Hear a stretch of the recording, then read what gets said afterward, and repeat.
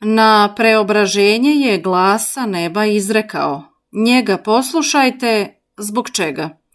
Zbog toga što je pred očima bio predstavljen i plod poslušanja. Otac nebesni kao da govori: hoćete li da dostignete do ovoga? Onda slušajte ono što vam on kaže i što vam zapoveda.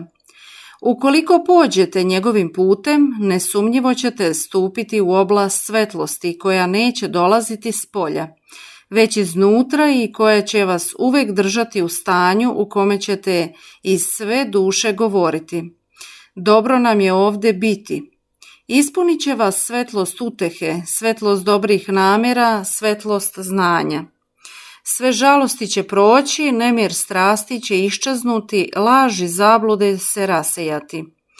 Bićete na zemlji kao na nebesima, od zemnorodnih ćete postati bogorodni, od zemljanih večno blaženi i tada će sve biti vaše, budući da ste postali Hristovi.